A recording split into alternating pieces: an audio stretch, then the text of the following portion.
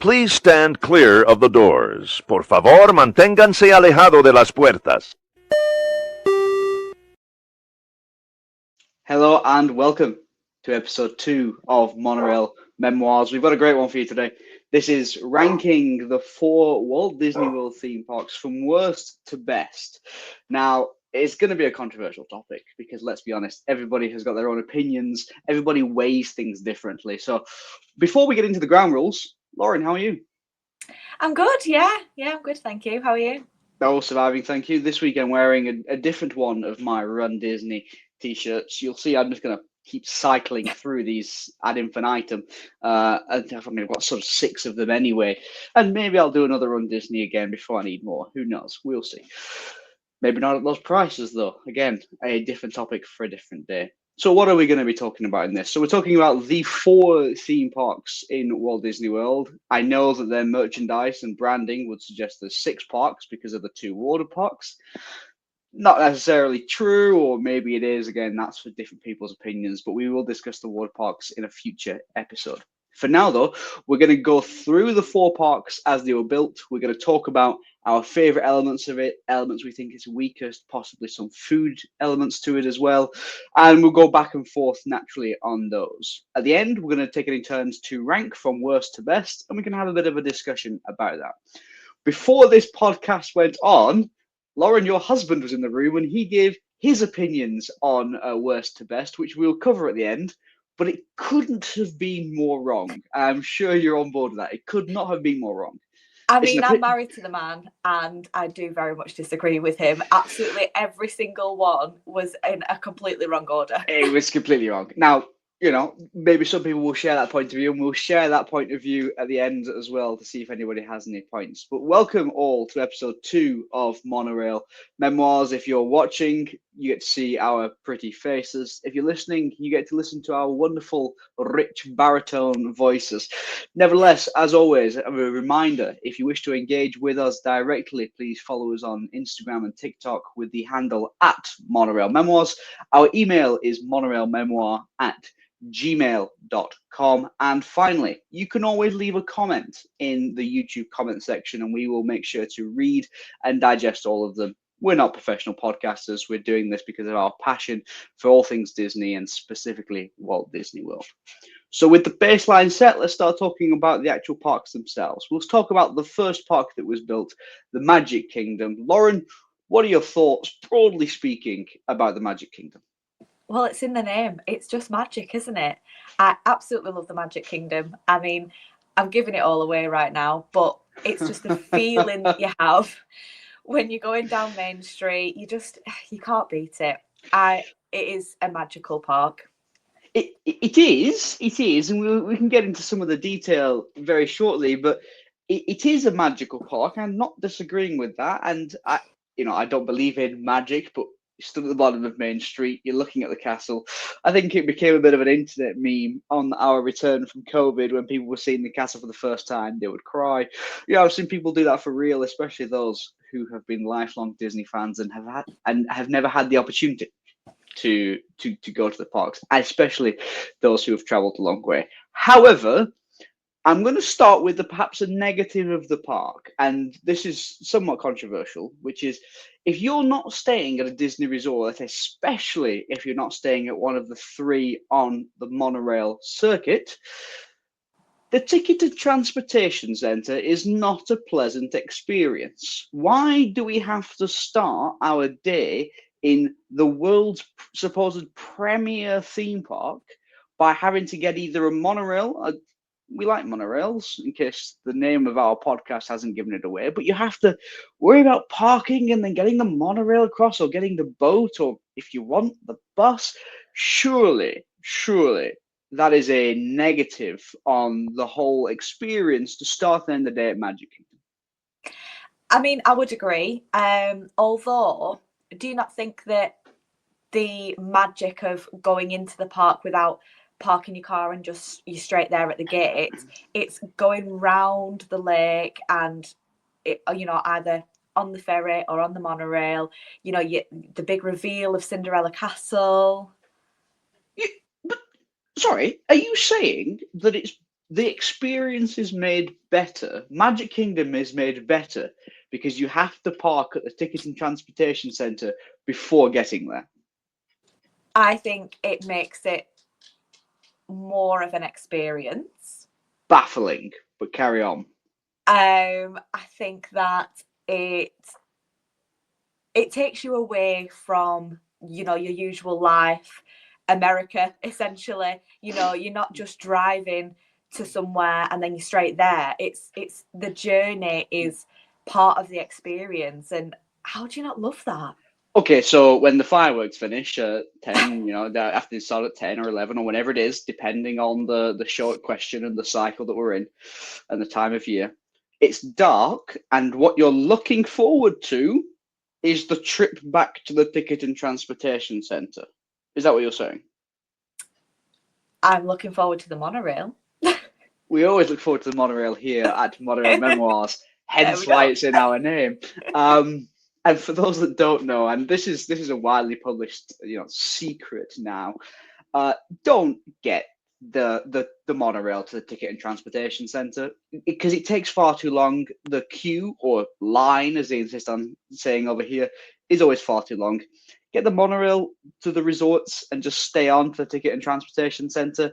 I've heard that they're trying to clamp down on that, but unless they're going to interrogate you for a room number and your room key when you get on board, which they're not, it's usually a much quicker experience. But that was a baffling start to why Magic Kingdom's good and clearly your favorite. But let's talk about rides for a second then. In Magic Kingdom, what are your favorite rides? And don't limit it necessarily to one, but what are your favorite rides and experiences to partake in Magic Kingdom? For me, it's the classics. You know, People Mover. I will always love going on the People Mover, having a 20-minute chill out when it's absolutely blistering in the heat. I just absolutely love the People Mover. But then also moving through with Pirates. I love Pirates as well. Again, the aircon's nice. It's a nice long ride. But it's, for me, it's the older rides that are the nostalgia for me and bring me back to the time when we were children and it was all very magical and we were going through things for the first, second, third time. Rather than, I'm going to be controversial here and kind of say, rather than the Seven Dwarfs Mine Train and, you know, that sort of era of Disney, for me, the era of Disney is in those classic rides, you know, Haunted Mansion, you know, they're all up there. I know that they're not all opening day rides, but it's the more classic rides, really. I understand, and I don't disagree. I mean, it's always more magical when you're young and you don't have to pay for it, when you realize how much this thing costs. And that will be a future topic, us discussing the cost of Walt Disney World and whether or not pricing people out is a deliberate and effective strategy. But I must agree. I do think some of the more classic rides are where I lean towards in Walt Disney World. For those who watched our podcast last week, our introductory podcast, which you can find that and soon to be all of our podcast archive on YouTube. A nice little plug there. My favorite ride in the whole of Walt Disney World and the whole of Disney theme parks, you know, across both the US and Europe, is easily and by far and away the Carousel of Progress. The Carousel of Progress for me, and you can shake your head all you want. You don't have to be right. The Carousel of Progress encapsulates, you know, Walt's vision. You know, he was intimately involved in the 1964-65 World's Fair, where it first premiered. And yes, there have been changes over the years to, you know, make it a little bit more modern, especially the final scene, which might need updating again, if we're honest. But still, you know, we've gone through all this. The music, the whole experience is the epitome in my mind of what Disney can do. So yes, I very much agree. You know, rides such as People Mover is, you know, good.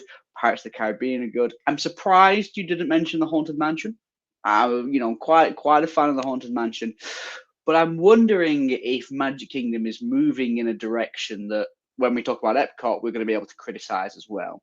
You know, you think about the IP, the intellectual property takeover in some of the elements of Magic Kingdom. You know, I think about Splash Mountain becoming Tiana's Bayou Adventure. Now, granted, there were some, let's call them historical issues, perhaps, with the film associated with Splash Mountain, and they've taken an opportunity to redo the ride because it was looking tired and old and a little bit broken. However, Walt Disney World and the Magic Kingdom was always very good at new experiences, new rides, different things. And I'm wondering whether or not if we're starting to move away from that slightly. With that said, though, there are more than just rides, of course, at the Magic Kingdom. How do you feel the atmosphere and ambiance is? For those who don't know, the word ambiance is what posh people call atmosphere. How do you feel the ambiance is around Magic Kingdom as a theme park?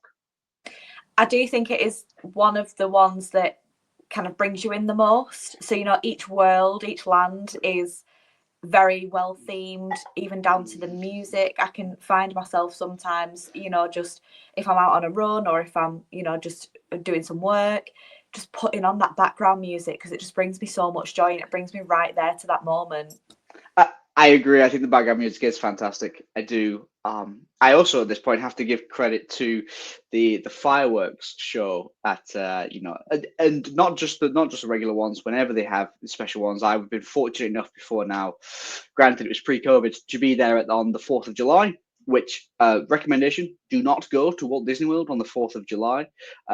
They ended up implementing a one-way system from Tomorrowland round the back of the castle, through Adventureland, etc. I thought it was insane, and they were enforcing it hard. I don't know if capacity was reached that day, but if it wasn't, it must have been pretty close.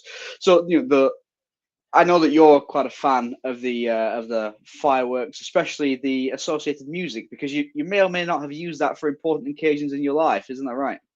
I did, yes. So when I got married 6 years ago, myself and my husband were really struggling to find a first dance song, and we thought, what's best to use than Happily Ever After? Not a soul other than our family knew the song. They all thought it was just a lovely tinkly song that we were dancing to, but actually it means a heck of a lot to us. Absolutely, it does. Absolutely, and I do want to take a second though and focus on what are the areas in which we think that Magic Kingdom can improve, and I'm going to start this one off. My personal view is Tomorrowland is tired. Tomorrowland, this idea of progress, this idea of the future, is looking really tired. Now, some would say, fine, one of the rides, therefore, that's on the chopping board is the Carousel of Progress. Those people would be wrong. But apart from that, there is a fair assessment in my view that Tomorrowland is looking aged. And I know that, the People Mover is the last serviceable People Mover in any Disney theme park. It's a classic tradition. But also, Monsters Inc. Laugh Floor is a great time, but is that really something in Tomorrowland? I know we've got a vacant plot where Stitch's Great Escape used to be, because that ride was just a terrible disaster after Alien Encounter sort of went south. So my view now is that Tomorrowland really needs an update. I know we're talking about the ideas of expanding beyond Big Thunder Mountain, what's behind Big Thunder Mountain, and there is legwork in that. And I think Disney is going to have to compete really vigorously with the new Universal Orlando theme park of Epic Universe. For those who haven't seen, I recommend giving that a bit of a Google, going on YouTube. The work that Universal have put into that is akin to what Disney perhaps used to be. It's worth looking at some of those areas. However, from my point of view, the Magic Kingdom, especially Tomorrowland, needs a real update. Where do you think it can improve then, Lauren? I would definitely agree with Tomorrowland, but also Fantasyland is looking a little tired. Obviously, they did the new Fantasyland, which is no longer new Fantasyland, and I think obviously they put that energy into that sort of area of the park, getting rid of Toontown and that sort of thing. But I think the traditional Fantasyland, I'm not saying change it, I'm not saying move all the rides, I'm not saying do anything like that. It just needs a bit of an update, a bit of a lick of paint, just a bit of love. We all love those older rides. Peter Pan's Flight is always up at 70, 80 minutes. Yes. We always know that those are really, really well attended rides. However, you still need to keep them up. you still need to put that money into those rides because they are classics, they are favourites, but they're looking tired. I agree, and actually, one of my biggest criticisms of things like Peter Pan's Flight is one of the reasons it's always, as you say, 70, maybe 80 minutes is not necessarily because the ride is always so popular, but the capacity per hour is so small compared to, the better rides like Carousel of Progress. So, we must remember, that going through. I'm going to draw stumps on Magic Kingdom there, and we've had some good dialogue about that, and I think we know which direction you're leaning towards. But now we'll move on to Epcot. The experimental prototype community of tomorrow never really existed in the idea that it was originally after Walt's death. But Epcot Center, as was now just Epcot, has gone through a lot of change in the last few years. Walcott is what it was known for a little while with all the building works that was going on. But Lauren, your thoughts on Epcot as a theme park? Go. So this is probably going to spark a lot of debate. Obviously, we all knew that it was needing an update before Walcott came about. But just the way that they've gone about it, just doing the whole thing at the same time, just completely shattered the ethos and the feel of Epcot for me. Yeah, there's a lot of value. There's a lot of value in that statement. There is, and yes, COVID got in the way and derailed some things, and they've really messed up part of the upgrades with Communico Hall being just nothingness. I get the feeling we're going to listen back to this episode in a few years' time, and Communico Hall is now some giant centerpiece of the whole Epcot experience, and people will wonder what on earth were they talking about. But for now, that statement is true. We'll start with rides though, because that's the format we've been taking for this one. So the rides in Epcot, I appreciate Test Track is currently undergoing renovation. We're going to get Test Track version 3 in whatever style that's going to be, but there's no two ways about it. Test Track is one of the more premier e-ticket attractions within Walt Disney World. I think as we go around World Showcase, the criticism I just leveled at parts of newer elements of Magic Kingdom, the fact that they are very IP heavy, has never been more of an accurate criticism than the improvements made to Epcot in the last decade.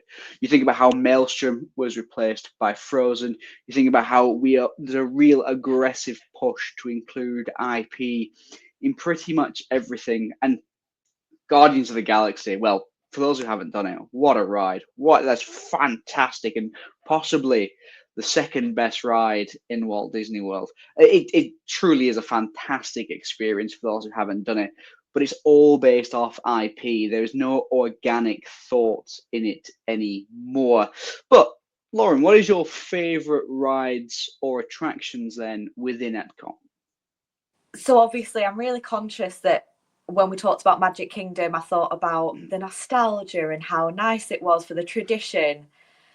That does not carry through to Epcot for me.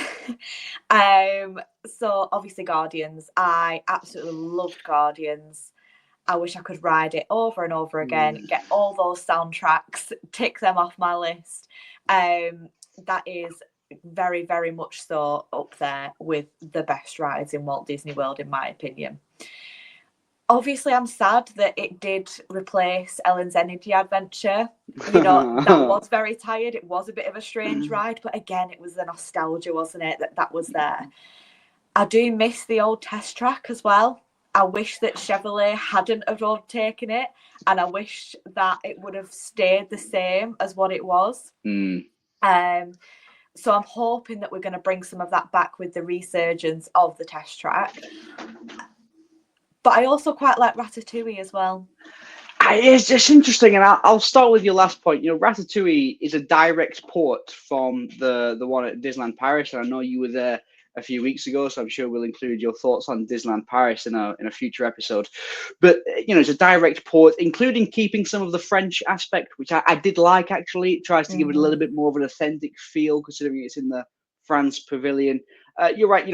when General Motors had issues during the financial crisis, when Chevrolet, which is still a subsidiary as far as I'm aware of General Motors, took over the branding of that one, you're right, it did change, and I'm not sure that the experience was actually improved. Guardians is incredible as a thrill attraction, simply fantastic. I'm going to disagree with your point though. You say there's the lack of nostalgia in Epcot compared to Magic Kingdom. What about Spaceship Earth?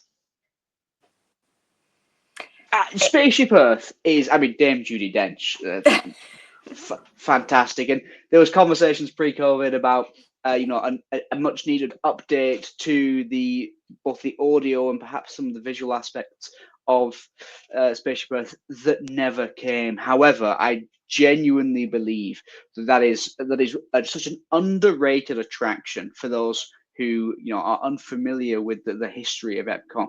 Whilst some changes have been made, really there hasn't been any in the last 15 years. And yes, I accept the whole getting your photo taken as you go up the first incline and how it misses half of your face. Then it tries to put it into a futuristic scenario. It looks like somebody created it in Microsoft Paint in 2006. It's not great. I give you that. It's not great. Update that aspect to it. Facial recognition technology is much better now than it's ever been, obviously. For those who don't know, there are some Major League Baseball parks now where if you just scan your face, you can use that as your ticket, so that when you walk through, you don't have to physically present your phone and scan anything more. It will just scan your face and say, "You're that person. Here's your number of tickets. Crack on." Like, that's fantastic. So there's no reason why that can't be implemented very quickly, I would argue, in something like Spaceship Earth. But we've spoken about some of the good elements and some of the bits brought back. A question then for you, Lauren. What do you think of the World Showcase pavilions? We try to get experience in different countries, but what do you think about them? I think they're good. Incredible insight. Incredible insight. However, they are very much a parodied version, that I feel, of the land itself. We know that the UK pavilion is nothing like the actual UK. We don't have random tea shops, and we don't have, Rose and Crown pubs everywhere. We do have pubs, but they look nothing like the Rose and Crown. It's a Wetherspoons. It's a Wetherspoons on every corner for our UK-based listeners. Exactly. We don't have cobble streets everywhere, and so I'm very much aware that it is amped up for the feel. However, I do think that it is a nice way of sampling different countries and just recognizing a little bit about where that country is coming from in terms of what the architecture may be, and it's inspired from something, isn't it, in every place. And I just think about the Morocco pavilion. Yeah. I probably won't ever go to Morocco, so that's the closest that I'm ever going to get to Morocco, and it still feels really lovely. You're right, and actually there's an interesting cultural exchange there, because there's many Americans who don't own a passport. That's why the Real ID rollout that's been happening here has been such a big news topic, because a lot of people don't have passports, and so that is possibly the furthest cultural exchange that people residing here in the US will have with a lot of these countries. And the fact that they do the exchange program to get people from those countries to come and work in that pavilion for a year, I think is fantastic. I have very few regrets in life, but one is not pursuing that, perhaps after finishing high school or sixth form in the UK, that I didn't go and pursue that course of action, because that could have been a really good experience for a year or possibly longer. It would be unfair to talk about Epcot though and not mention the festivals. The festival fever that takes over Epcot, whenever there's new Festival of the Arts, whenever there is a new Food and Wine, whenever there's a new Flower and Garden, it's taking up an increasingly large amount of the calendar.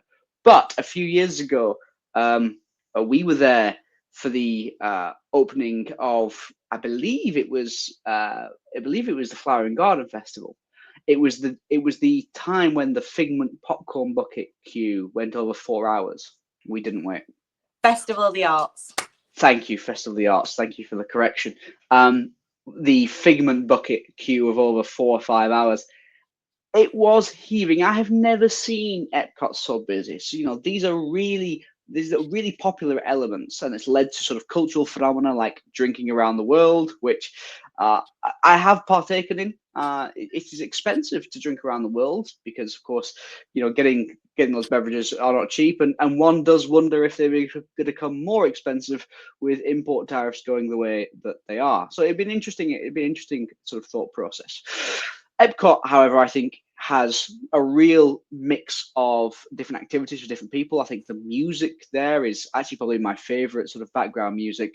I love getting to World Showcase, and Lauren, which way do you turn around World Showcase? Do you go left to Mexico or do you go right to Canada? Left to Mexico. Wrong, but it's been nice knowing you. It's wrong. It's just wrong. I don't understand. It doesn't matter if it's clockwise or not, but I don't understand people's obsession with, you have to go left to Mexico. Why do you have to go left to Mexico? Yes, the Three Habaneros ride is actually Grand Fiesta Tour is actually really quite fun. That I have no issue with.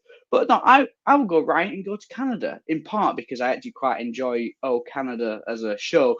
And in future updates, we will absolutely do a podcast breaking down the World Showcase, breaking down some of the different attractions there, because there's a real lot of content we can really dive into. But it's been nice thinking that you go left, you're incorrect, you go right to Canada.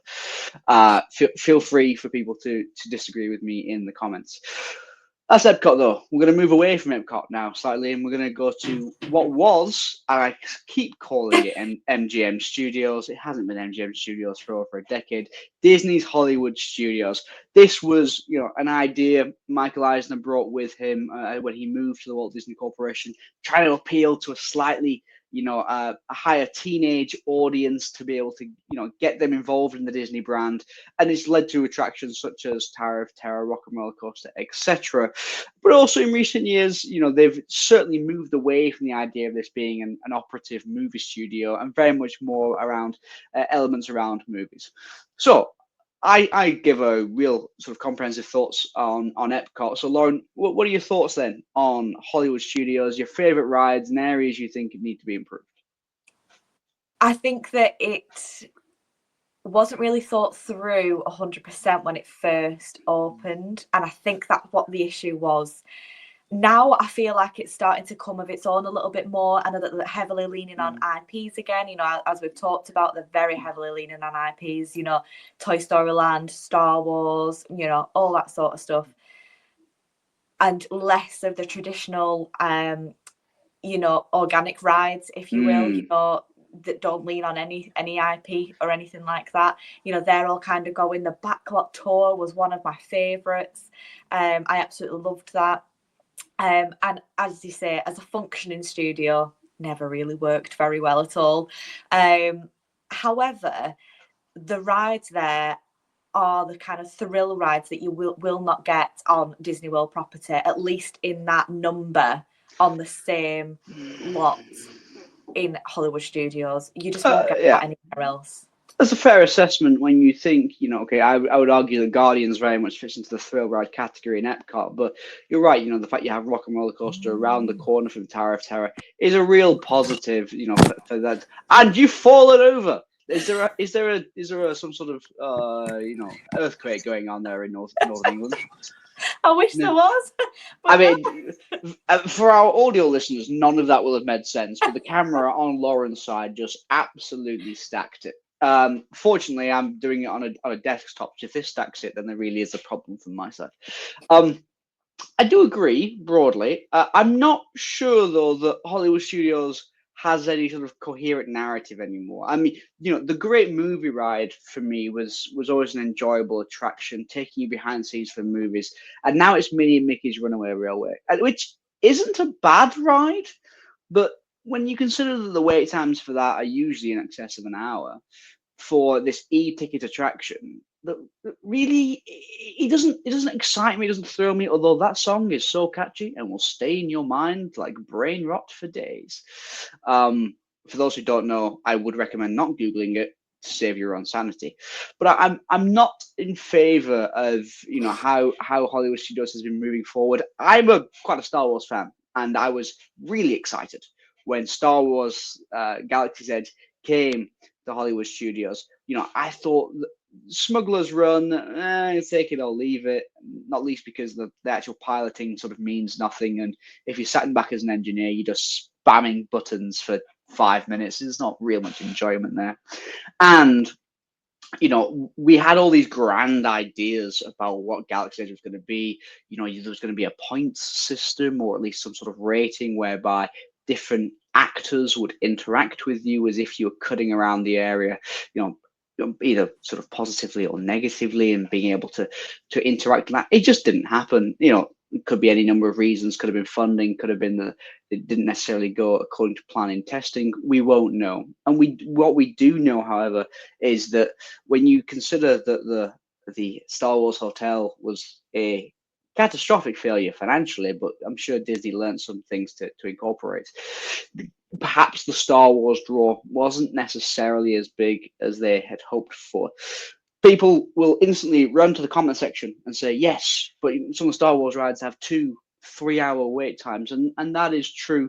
Part of that is due to lack of servicing and the fact that, some of the Star Wars rides keep going down, and they are good. I'm not really sure if this fits into any idea of Hollywood Studios. But with that said, my favorite attraction at Hollywood Studios has and will probably always be Tower of Terror. It tells a great bit of story. There's a good few sort of Easter eggs hidden in there, and it is fundamentally a good ride. But Lauren, I'm going to turn it over to you. And what areas do we think that we could improve Hollywood Studios? I'm a bit gutted about Rock and Roller Coaster being rebranded. I'm not going to lie. That was one of my favourites. But kind of moving towards the central hub and going off to where American Idol was, and now, the Frozen Ever After show was, it just feels a little bit tired. It feels a little bit old. I think we need something there to pull people through to other areas, because I feel like the Star Wars is getting really, really busy, and the Toy Story is getting really, really busy, but pulling people over to the other side of the park, different things to do, I think what is something that they're missing there massively. I completely agree. And here's what I'm going to do right now, just to prove a point, is I'm actually on the Walt Disney World app, and I'm going to tell you the wait times right now. This is being filmed on a Sunday. It's about 4 in the afternoon, and I'm going to talk to a real quick through as to what the wait times are, on the assumption that my phone actually does something. There we are. So, Rock and Roller Coaster 70 minutes, Slinky Dog Dash 65 minutes, Rise of the Resistance, actually, to give it credit, is only 65 minutes at present. That's impressive, especially when you can see the Mickey and Minnie's Runaway Railway is currently closed. But I can't be the only person that does this, who just randomly goes on the app to see. But I'm nowhere near Florida right now. I'm in Virginia. You're even further away. I'm even further away, and I do it. Just do it like anyway. See if you can get the magic number 13 in the Haunted Mansion. But I'm not taking anything away from Hollywood Studios. It used to be, I think, a half-day park. I think it's done a good job recently of moving more to a full-day experience, and I'm sure that we can discuss half versus full-day park when we discuss Animal Kingdom. But I got to be honest. World, according to Cameron now, I think it's probably the weakest, and it's kind of unfortunate to say, but we won't get into the rankings just yet. What I will say, though, is we're going to move on to the last of the 4 theme parks, opened at the very back end of the 1990s, is Animal Kingdom. Animal Kingdom is not a zoo, and I think that was something that Disney really didn't necessarily nail with their branding, because people thought it was just going to be a fancy version of a zoo. And perhaps when it opened, maybe it wasn't much more than a glorified zoo. I was 5 at the time, so I don't really remember. It is fair to assess that if we'd done this a decade ago, Animal Kingdom would have been stone dead last for me. Would have been stone dead last. However, I know that your favorite ride in Walt Disney World is the safari. So, Lauren, what are your thoughts then on Animal Kingdom? I do love Animal Kingdom, and it used to be I would say probably my favourite park. Ooh. Very, very bold statement there, considering how much I love Magic Kingdom. However, I do think that the construction going around Dino Land now, it knocks off a whole section of the park that used to have sort of 3 or 4 attractions in, and then the arcade games as well. It's knocked all of that out of it now. So we've only got a couple of big rides. It's tough to be a buggy shut as well. Agreed, but let's just draw back slightly. You're complaining that Chester and Hester's Dino Land USA is going away. Is that what you're saying? I'm not complaining that it's going away. I just think that the rest of the park is going to be so much busier, thus harder to do, loses some of the magic. When you're constantly waiting around in queues, everything's really high in wait times. The queues won't go down because there's nowhere for these people to go. And it feeds into the fact that it could be a half-day park now. Yeah, People were there's arguing previously that it was going towards a full-day park, and I would agree with that. With Pandora opening up, the Land of Avatar, and all that sort of stuff going on. I think that it was nearing a full day, and now it's just been knocked straight back down again. And it's even just crowd control. That place was nice and big and open. It would do a lot to crowd control, really, and now there's very little. Yeah. I understand where you're coming from. I don't think I necessarily agree, because as I look at the safari, as I look towards Expedition Everest, for goodness sake, as I look towards Kali River Rapids, there's an awful lot going on, and I would actually argue that with Pandora, whilst I'm not the biggest fan, Flights of Passage takes up a lot of people. There's a lot of people waiting 2+ hours for that attraction, and so there is something to be said with the fact that if you want the best time to engage with the safari, you've probably got to go earlier in the day, especially in the summer months, before it gets too hot, before the animals decide to go back to sleep. So you're right, there's a narrow window, which means if you start the day earlier, and the fact there is no fireworks show, understandably, because of the animals, at the end of the day, then perhaps you'd be less inclined to stay all day. That is perhaps fair. However, the safari, as you said, you could do that 2, maybe 3 times in a day, and the experience will be different every time. Okay, yes, Chester and Hester's Dinorama, they're fine. I'll be honest. They had a mousetrap style, attraction which you could get at basically any theme park in the world. In addition to that, you've still got to consider that the arcades that were there were very, in my view, un-Disney-esque. It just didn't seem right. It just seemed fake. So for those that could possibly see in the background, I've been visited by Apollo. This is our 4th cat, and he's not the most vocal, but he is here. Do you want to say hi to the people? He doesn't want to say hi to the people. He is perhaps showing his indication for Animal Kingdom by walking in the room at this stage. But go on then, Lauren. If you were to improve Animal Kingdom, what would you do? I would redo Kali River Rapids, personally. Interesting. Why? I think the whole message is just lost. People don't understand why it is what it is, and they're just kind of going on this boat, and then there's some, kind of burnt out tree and all that sort of stuff, and then they go down a plunge and that's it. But does... So here's the next question then. Does every ride have to have an in-depth, coherent narrative in order to be a good attraction? I think it needs a story that's easily understandable for those that don't look into Disney lore and all that. I can buy that. I can buy that. I can buy that. I think we'll draw stumps discussing Animal Kingdom, and we'll get through to the finale of this episode, which was ranking the 4 Walt Disney parks from worst to best. So Lauren, we'll go with you first. What is the bottom of your list? So I'm going to get a lot of hate for this, but Epcot. Jog on. Absolutely jog on. Why is Epcot 4th? I've just completely lost my love for it through all the construction, and parts that still need to be updated, that still feel very tired. But yeah, I feel like we've just been in construction for ages now. Obviously, granted, COVID has not helped things. I think that the IP injection has just made it lose its way, very much so. You know, as you say, Maelstrom changing to Frozen. Yes, I know that all the kids will really enjoy it, but is it actually telling a story of Norway? No, it's not.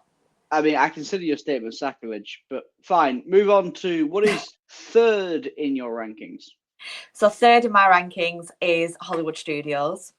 I think that it's a mid park. It's fair. It's great for those thrill seekers. It's great for the people who like those Disney IPs. As I say, Toy Story, Star Wars, Indiana Jones, even. You know that there's the show there, which again I feel like does need updating a little bit because it's been the same for quite a while. But it started to get rid of those things that made it unique. You know, such as the Great Movie Ride, the Backlot Tour. I just feel like they're getting rid of the stuff that they shouldn't be, and they're keeping the stuff that they shouldn't be, i.e. the Frozen Ever After, well, the Frozen show. I just don't really get it. I don't really understand what that building's being used for. I can buy that logic. I can. So there's only two options left then. So you've only got either Magic Kingdom or Animal Kingdom, and I think they've sort of counted throughout the discussion where we're going next. So what is your number 2 park? My number 2 park is Animal Kingdom. As I say, it houses my favourite ride, the Safari, because it's different every time you do it. However, I've also pointed to the fact that, you know, the whole Dino Land updo has made it a very much a half a day park. Again, I feel. I'm not really into Pandora and Avatar. I don't really like the film. So I don't really get along with that side of it. So it is very limited for me. But because it houses my favourite ride and also probably one of my top rides being Expedition Everest, I still have that love for it and I still need it up there. That's fair. So by extension then, your number 1 park is Magic Kingdom. Why is that? It is indeed. It is just the nostalgia. The way that you go through the train station and up Main Street. I just get chills thinking about it. I absolutely love Magic Kingdom. Yes, I know some of it is getting tired. We do need a lick of paint here and there. We do need to rethink some different attractions, maybe not in the way that Tiana's Bayou Adventure has been, you know, imagined. Very controversial there. But I do think that it just houses everything that it is to be Disney. I really do. So your rankings, in 4th, you've got Epcot, which is sacrilege, but fine. In 3rd, you've got Hollywood Studios. In 2nd, you have got Animal Kingdom, and in 1st, you've got Magic Kingdom. Definitely. Let me tell you why you're wrong. So in 4th is Hollywood Studios, kind of for the same reasons that you say. So, you know, yes, it's good. It's, you know, it's a good time out. Star Wars is good. You know, I'm a big fan of Tower of Terror, but I'm just not feeling it as a park. It's sort of thrown together a bunch of different IPs now, and we're just trying to make it fit between, you know, Toy Story and Star Wars and Monsters Inc. It's not really what it was. So 4th for me is Hollywood Studios. 3rd is difficult. 3rd, I'm probably going to say Animal Kingdom. But my reasoning is quite sound, I think. 3rd is Animal Kingdom because I really do enjoy the safari. I do, you know, it is a large park, geographically speaking. There's a lot of walking, and sometimes in that heat it can get a bit oppressive, but there are a lot of shades. I have very few negatives or drawbacks to say for Animal Kingdom, but I just think in the plus column, there just aren't as many pluses as some of the other ones. So the 3rd is Animal Kingdom. 2nd is Magic Kingdom. 2nd is Magic Kingdom. Now, Magic Kingdom